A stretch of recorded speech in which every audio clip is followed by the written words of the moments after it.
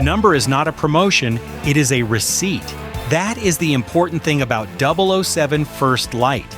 The game is not just asking whether a younger Bond can wear the suit, fire the gun, charm the room, and make the soundtrack feel expensive. That part is easy. A trailer can do that in 2 minutes, and a good tailor can do half of it before lunch. The real question is, what does this version of James Bond have to survive, misunderstand, lose, disobey, and finally understand before the number 007 means anything? So this is not going to be a loose review. This is the full story walkthrough, full spoilers, beginning to end. We are going through how the story opens, how it escalates, how MI6 tries to turn raw instinct into an agent, how the villains hide inside systems instead of just shadows, and why the ending works better when you treat the numbers as a responsibility, not a logo. Because by the time Bond gets there, the game has made one thing very clear. 007 is not issued because a man looks good in danger. It is earned because he learns what danger is for. So close the file at the grave for a second, rewind the tape, and go back to the first bad decision that somehow saves lives. The story begins in Iceland, during a rescue mission that is already going badly before Bond gets the chance to make it worse. At this point, he is not MI6's polished weapon. He is a 26-year-old Royal Navy air crewman, thrown into a disaster after an ambush takes down the operation around him. He survives the crash, which is useful. He also immediately becomes the kind of survivor who makes every command structure in the area slightly nervous. This is where the game shows its first big idea. Bond's flaw and Bond's gift are standing in the same doorway. He is brave. He is fast. He reads danger quickly. He moves toward the problem before the meeting about the problem has finished. That is heroic when people need saving. It is also exactly the sort of behavior that makes handlers reach for stronger coffee. The nearby research station has been taken over. Scientists are being held. A crashed satellite has turned into the kind of prize that attracts armed men with very little interest in peer review. Bond is told what to do, and then Bond does the Bond thing. He listens to the instruction, identifies the point of it, and then walks straight past the part where he was meant to wait. And that matters. The Iceland chapter is not just an action opening, it is the first moral sketch of the character. Bond does not disobey because he wants to look cool. He disobeys because the approved version of the plan is moving slower than the danger. That distinction is the whole video. If he were only reckless, this would be a story about a talented idiot with cheekbones. If he were only obedient, this would be a story about a very handsome form submission. Instead, the game puts him in the middle, someone whose instinct is genuinely valuable but not yet mature enough to understand every cost. He infiltrates, rescues, fights, improvises, and eventually prevents the satellite from falling into the wrong hands by destroying the research site. It is effective. It is messy. It saves lives. It also announces him to MI6 as exactly the kind of problem they cannot ignore. Bond's first gift is not charm. It is momentum, useful, dangerous momentum. By the end of Iceland, MI6 has not discovered a finished spy. It has discovered raw material with a pulse, a talent for violence, and an alarming habit of being right too early. And that is why the origin works from the start. The game does not introduce a legend. It introduces a man who is very good at being impossible to ignore. After Iceland, MI6 does what large institutions do when they find something dangerous and useful. It gives it a badge, a file, a training schedule, and someone else's headache. M sees potential. That is the polite word. What she really sees is a man who can operate under pressure, ignore panic, and improvise with frightening confidence. For a revived 00 program, that is not nothing. It is also not safe. So Bond enters the training world on Malta. The sun is brighter, the architecture is cleaner, and the message is very simple. Instinct got you noticed. Discipline is supposed to make you usable. This is where Greenway becomes important. Greenway is not there to be impressed. He has lived long enough around espionage to know that confidence is not a qualification. He sees what Bond can do, but he also sees what Bond has not learned yet.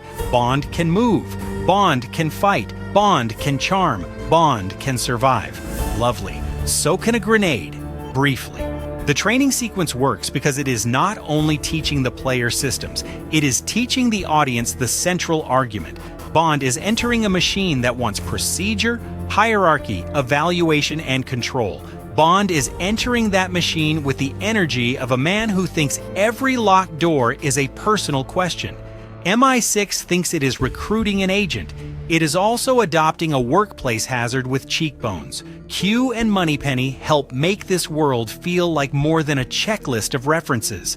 They are not there only so the audience can point at familiar names. They make the institution feel operational. The gadgets, the briefings, the training rooms, the reports, the quiet office rituals, all of it says, Bond is not joining a fantasy. He is joining a system. And then the story starts testing whether that system can survive him. The early London material matters for the same reason. A night out is not just glamour padding. It is the first version of Bond learning that rooms have rules before missions have gunfire. Who is watching? Who is pretending not to watch? Which conversation is bait? Which smile is a locked door with better lighting? That is where the game starts building the familiar Bond shape without rushing it. Charm becomes a tool, observation becomes a weapon, gadgets become problem-solving instead of toy display. The suit is not the identity yet. It is one more piece of equipment. The best version of this chapter is not Bond becomes cool. He was already cool enough to be a legal problem. The better point is that MI6 starts teaching him where coolness ends and responsibility begins. And Greenway, whether he likes it or not, becomes the pressure gauge. Every time Bond succeeds for the wrong reason, Greenway sees the future risk. Every time Bond fails to fit the mold, M sees the future asset. That tension is the engine of the origin. Bond is not being polished into someone else. He is being forced to discover which parts of himself are gifts and which parts are just shrapnel with confidence. Then the classroom catches fire. Slovakia is where the story stops letting training be theoretical. The mission around Beckett, 009, and the World Chess Championship looks at first like the clean version of spy fiction. Elegant hotel, high-status event, controlled surveillance, layered suspicion, everyone pretending this is not about to become expensive. It is a perfect Bond environment because the danger is wearing a dinner jacket over a bomb vest. Maybe not literally, but emotionally, absolutely. Bond's role here is crucial. He is not yet the fully trusted center of the machine. He is close enough to see things, but not high enough in the structure for everyone to immediately treat his instincts as authority. That is a smart position for an origin story. The audience gets to feel the frustration of a character who can read the room before the room admits it needs reading. This is where observation becomes the first real test. Bond notices pressure. He notices staff behavior. He notices the social geometry starting to tilt. He is not solving a puzzle because the UI told him to. He is solving it because the space feels wrong, and then the mission breaks. The Murto reveal, the bombing, the damage to the team, the death and injury around Bond's fellow recruits, all of that matters because it ends the Academy fantasy. Up to this point, the 00 program can still feel like a hard but glamorous path. Slovakia turns it into a bill. People pay for bad reads. People pay for slow decisions. People pay for confidence that arrives 5 minutes late. This is where training stops being a brochure and starts sending invoices. The emotional job of the chapter is not just shock, it is consequence. Bond's instinct is valuable, yes, but now the story shows him that being right is not enough if the system does not move, and moving fast is not enough if you do not understand the whole board. That is why the tracker decision matters. Bond starts pushing beyond assigned shape. He is not only reacting to the mission anymore, he is beginning to pursue the truth underneath it, and the game is quietly moving the enemy. At first, the target looks like a rogue agent problem. Find Beckett, stop Beckett, contain the damage. Nice, simple, tidy. Exactly the sort of story that makes an institution sleep better at night. But the cleaner the official answer looks, the more suspicious it becomes. Slovakia is the first major turn because it teaches Bond something MI6 cannot put on a training wall. The truth is not always where the file says it is, and sometimes the most dangerous thing in the room is the answer everyone wants to be finished with. Mauritania is where the story quietly changes genre. It is still a spy mission. There are still dangerous locations, hostile networks, black market pressure, and the usual Bond problem of needing to look calm while everyone nearby has made poor life choices with weapons. But underneath that, the plot has shifted. This is no longer only about catching the man the file points to. It is about asking why the file is pointing so neatly. The hunt for Beckett takes Bond into Aleph and the criminal ecosystem around Balma. This is a very Bond move on the surface. Exotic danger, shady deal-makers, local power, social maneuvering, then violence when the polite lies run out of oxygen. But the deeper story job is much sharper. Beckett is not becoming clearer as the mastermind. He is becoming less available as the answer. A dead suspect is beautifully convenient. No appeal, no argument, no annoying habit of being innocent. And that convenience is exactly the problem. Evidence starts pushing Bond away from the official version. Beckett begins to look less like the architect of the chaos and more like another target inside it. That is a dangerous idea, because if Beckett was framed, then the mission did not fail, because one man betrayed MI6. It failed because MI6 trusted something rotten. That is the kind of truth institutions dislike. A traitor is manageable. A broken process is embarrassing. A machine producing bad certainty is worse, because then every confident decision starts looking like a crime scene with stationery. So when proof is destroyed and M closes the case, it should not feel like resolution. It should feel like pressure. This is the first big institutional fracture in Bond's origin. He is still working inside MI6. He still wants to belong. He still wants the program to mean something. But the story is teaching him a lesson the program cannot comfortably teach. Loyalty to the mission and loyalty to the official answer are not always the same thing. Bond does not become sharper because he disobeys. He becomes sharper because he notices what obedience is trying to skip. That distinction keeps the character from becoming a generic rule breaker. The video should be clear on this. Going rogue is not automatically noble. Sometimes it is ego with better lighting. The reason Bond's rebellion starts to matter is because it is connected to proof. He is not saying, I am special, therefore I am right. He is saying, the evidence does not match the file.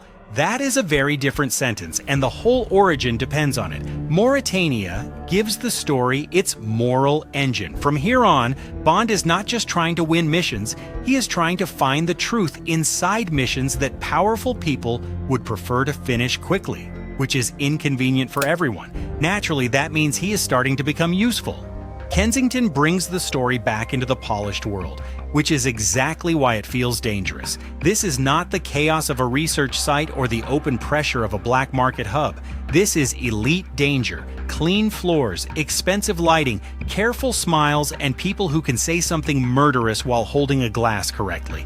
Bond enters that world because the trail points towards Sir Nicholas Webb, THEIA, Damien, and the elegant public mask around the conspiracy. And this is where charm becomes a lockpick. That is the fun of it. Bond is now more recognizably Bond. He can move through a social space. He can read a person while pretending not to. He can let a conversation open a door before any gadget does. The game is letting the fantasy breathe. But it is also making the fantasy dangerous. Bond can read a room. This room has been professionally edited. Everyone has a mask. Webb has one. Damien has one. Roth has one. Even MI6 has one. Because the institution still wants to believe the case can be managed as a contained external threat. The problem is that the real enemy is not standing in the corner twirling a plan. The real enemy is hidden inside the systems that tell people what to believe. This is why THEIA matters before the audience fully understands it. At first, it can look like another high-tech Bond device in the villain ecosystem. Very sleek, very ominous. Exactly the sort of thing a rich man builds when normal computer does not sound dramatic enough. But THEIA is more than a gadget. It is the story's argument in machine form. It represents certainty without conscience. It turns data into authority. It lets people outsource judgment and then act shocked when the output has blood on it. That is also why Roth, later revealed as Isola, works as a fake ally. She is not simply a twist for the sake of having one. She tests the same weakness from another angle. Bond wants to trust competence, charm, and shared danger. The story keeps asking whether those things are enough. They are not. The capture and reveal material should feel like the moment Bond's social skill hits its limit. Charm gets him into rooms. It does not automatically tell him which room has been built around him. Kensington is the chapter where the public mask starts to slip. The plot is not just asking who lied, it is asking who built a world where lying looks like intelligence. Then Webb Industries gives the story its real wound. The important reveal is not simply that Sir Nicholas Webb is bad. Bond villains are often rich, charming, and medically allergic to humility. That part is expected. The important reveal is that the THEIA has been wrong, and powerful people have been treating that wrongness like truth. The THEIA does not just make a mistake, it gives powerful people a mistake they can obey. That is much worse, because once the machine has authority, everyone downstream gets to pretend they are only following intelligence. A false flag becomes a target becomes an operation becomes a body count, and then if the institution is scared enough, the cover-up becomes policy. This is where Greenway's role deepens. He is not just the strict mentor who thinks Bond needs discipline. He becomes a warning about competence without doubt. He did what the system told him to do. He acted on intelligence. He trusted the machine, the chain of command, and the official certainty. And innocent people died. That is the emotional reason this reveal works. It does not just make the plot bigger. It makes the mentor smaller, sadder, and more human. Greenway is not only judging Bond anymore. Greenway is being judged by the story.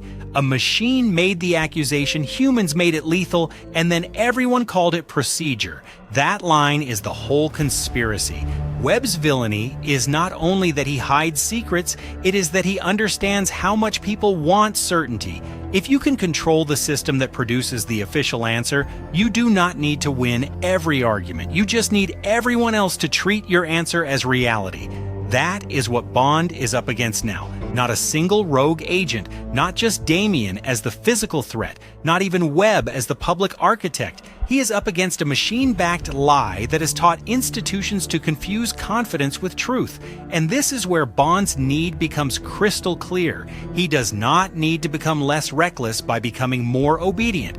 That would miss the point. He needs to become more responsible by becoming more precise. Break rules when proof demands it, not when ego wants it. Move fast when lives are at risk, not because waiting feels boring. Trust people when they earn it, not because they have the right badge, voice, or evening wear. The computer has blood on its hands, but the machine is not the only guilty thing in the room. The real horror is how eagerly people washed their hands in its output. Vietnam is where the origin turns personal. The mission shape is classic Bond on the surface: tropical luxury, cover identity, rich playboy performance, danger hidden inside pleasure, and the constant suspicion that every beautiful location is only one locked door away from violence. But the real story is not the resort. The real story is Greenway.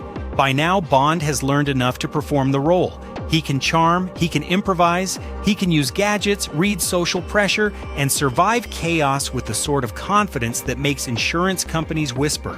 But the deeper question is no longer whether Bond can do the job. The question is whether he understands what the job is. Damien's threat, Teresa Lorca, the confrontation, and Greenway's return all push this chapter into emotional territory. Greenway is no longer only the man who doubted Bond. He becomes the man who understands too late and too painfully why Bond's heart matters. That is an important word, heart, not softness, not sentimentality, not a motivational poster in a safe house. In this story, Bond's heart is the part of him that refuses to let clean procedure outrank human consequence. Greenway's final lesson lands because it does not tell Bond to become a better rule follower. It tells him that the thing everyone feared in him, the instinct to move when the system hesitates, might be exactly what MI6 needs if he learns to carry it with judgment. Bond can wear the suit. The question is whether he can stop taking instructions from it. That is why the mentor's death matters beyond shock value. It leaves Bond with a moral inheritance, not just grief. Greenway becomes proof that obedience can be tragic when the source is corrupted. He also becomes proof that discipline still matters, because without it, Bond is only instinct with excellent posture. The origin needs both. It needs Greenway to challenge Bond's recklessness. It also needs Greenway to reveal the danger of certainty. That is a colder lesson than any gadget tutorial. Sometimes the person teaching you the rules is also the warning label. Vietnam is the emotional battle before the final battle. It is where Bond stops asking whether Greenway approves and starts asking whether Greenway was right. That is not rebellion yet. That is judgment beginning to wake up. Antarctica is where Bond goes rogue. But this time the story has earned it. That is important because going rogue can be lazy writing if it only means the hero gets tired of paperwork. Here it works because the official route has become morally compromised. Webb has protection. The system is slow. The evidence points somewhere colder, deeper, and much less comfortable. So Bond leaves the approved path with Isola, and the setting does exactly what it should. Antarctica strips the glamour down. No crowded gala, no warm room charm, no elegant cover identity to hide behind, just a frozen R&D facility, a powerful machine, and the question the story has been moving toward. What do you do when the official answer is easier, safer, and wrong? Going rogue is usually a bad career move. Here it is, the first honest job description he has. Inside Webb's facility, the Hyperion reveal expands the threat. THEIA was not just a bad old secret. It has a sibling system, a future version, a continuation of the same arrogance with better hardware. Webb is not simply trying to protect the past, he is trying to own the next version of certainty, and then Isola proves she was never just the helpful ally. Her betrayal works because she has been aligned with Bond's mission just long enough for the audience to want her to be simpler than she is. She helps him, understands him, challenges him, and then takes the core for her own hidden agenda. That is more interesting than a clean villain turn. She is not only a romantic complication, she is a strategic one. Bond stops Webb. Hyperion is destroyed. The immediate threat closes. But the pattern survives because Isola's real employer, real motive, and real endgame remain open. That is a strong Bond ending shape. Win the mission, lose the certainty. This is also where Bond's rule-breaking becomes morally readable. He is outside the institution, yes, but he is not outside responsibility. He is not escaping consequence. He is walking into it because the truth is there and the approved route is not. This is the rare office policy violation that saves the building. By the time Antarctica is finished, Bond has crossed the line MI6 drew for him, but the story has made sure we understand why. The rulebook failed the truth, and for once, Bond's worst habit becomes his best argument. And then the war comes home. The final MI6 chapter works because it does not let Bond stay outside the institution as a simple rebel. That would be too easy. It brings the threat into MI6 itself and asks him to protect the house that never fully trusted him. That is a better test than revenge. Bond and Isola are in custody. Hyperion is gone, but THEIA's core still matters. Damien arrives with armed force, and the target is not just Bond. It is the machine heart of the intelligence failure. The old lie is no longer buried in files and boardrooms. It is walking through MI6 with weapons. This is where the story turns its themes into architecture. The building that trained Bond, doubted Bond, used Bond, and arrested Bond becomes the battlefield he chooses to defend. That choice matters. He is not saving MI6 because MI6 was always right. He is saving it because the people inside it still matter, because the future can be better than the failure, and because responsibility is not the same thing as approval. He doesn't become 007 because the system was right. He becomes 007 because he knows when it was wrong. Damien as the final physical threat makes sense. He is Webb's violence without the polished mask. If Sir Nicholas represents the respectable face of corrupted certainty, Damien represents what happens when that certainty stops pretending to be civilized. Moneypenny being caught in the violence is important for the same reason Q and Moneypenny mattered earlier. MI6 is not an abstract logo. It is people. The finale needs that human weight, otherwise Bond is only defending a building and a filing system with better lighting. Then comes the chase, the weaponized Aston, the tunnel pressure, the reservoir, and the final fight. On the surface, it is the action payoff. Underneath, it is the moral payoff. Bond goes all the way under with Damien. He nearly dies, stopping the man who turned the machine's secret into open war. And then Isola returns, saves him, and leaves with THEIA's core. That is a perfect complication. The story gives Bond survival, victory, betrayal, debt, and unfinished business in the same breath. Very efficient. Terrible for sleep. Isola saving him keeps her from becoming a flat villain. Isola escaping with THEIA keeps her from becoming a clean ally. That is exactly the sort of unresolved thread a Bond origin should leave behind. The world is not tidy now that he has earned the number. It is more dangerous because he is finally the person who can chase it properly. The finale is not saying Bond has solved everything. It is saying he has become the right kind of problem for the next everything. So why does this origin arc work? Not because the game knows the Bond vocabulary. That is the easy part. MQ, Moneypenny, gadgets, tuxedo energy, luxury locations, impossible danger, a car doing something deeply unreasonable, those pieces can become costume jewelry very quickly. The clever part is that the best details are load-bearing. The gadgets matter because they express how Bond thinks. He is not simply pressing buttons on spy toys, he is improvising under pressure, turning ordinary-looking tools into options, and proving that intelligence in this world is physical, social, and tactical at the same time. The locations matter because each one changes the question. Iceland asks, will he move when nobody can save him? Malta asks, can he be shaped without being broken into something ordinary? London asks, can charm read a room before danger owns it? Slovakia asks, what does instinct do when training gets people killed? Mauritania asks, can he distrust a convenient answer? Kensington asks, can he survive a room where every smile is edited? Webb Industries asks, what happens when a machine becomes an alibi? Vietnam asks, can he lose the mentor and keep the lesson? Antarctica asks, can he break the rules for the truth, not for himself? MI6 asks, can he protect the institution without surrendering his conscience to it?